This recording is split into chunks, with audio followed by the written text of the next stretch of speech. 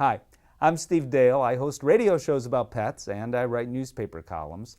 And I'm the proud dad of Roxy, Lucy, and Ethel. And it's Ethel I want to talk to you about and introduce you to in a second. A couple of years ago, we lost a family member who changed my life. Her name, Chaser. And we waited several months, and Robin, my wife, and I kind of looked at each other one night and we said, it's time. It was holiday season approaching, and we thought, you know what, we want to bring another family member. We're ready to bring another family member into our lives. And we were looking at adopting a dog through one of the shelters in Chicago where we live. And we received a couple of phone calls. We came in, and either the dog was taken by the time we got there, which is a good thing, or that just wasn't quite the right match. And we knew we were going to get an adult dog. Well, that's what we thought, until we saw Ethel on the website.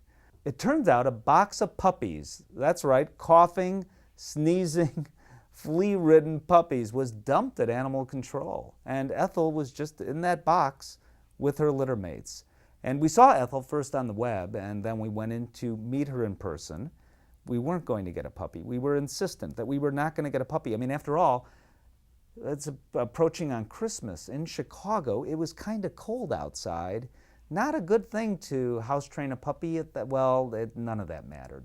We kind of fell in love. In fact, we did fall in love. And it was one of the best things that we ever did.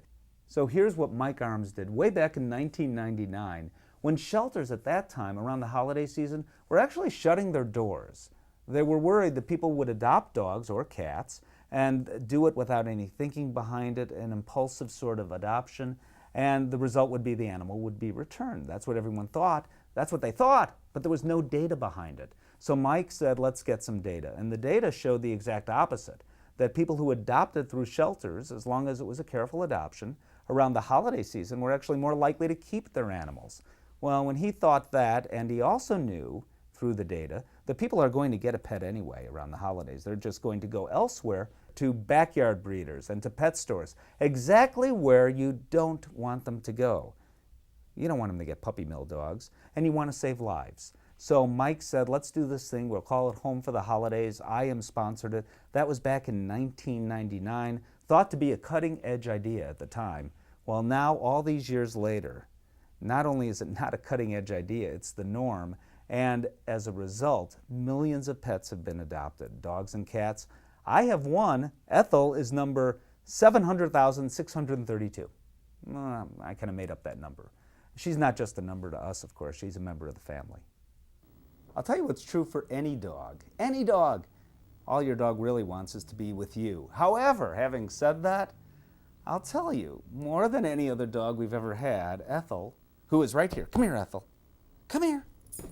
Wants really to be with us. She wants to be, if she could, attached to us. She's a very, yes, I know, I realize that. You are very, yes, I know, you're very affectionate. Are you very, yes, I understand. She's very affectionate. Have you noticed? I really now do believe at some level the dogs and cats we save at shelters have some understanding that we saved them. Are you kind of a nutty dog? Yes. Yes. And a very happy dog.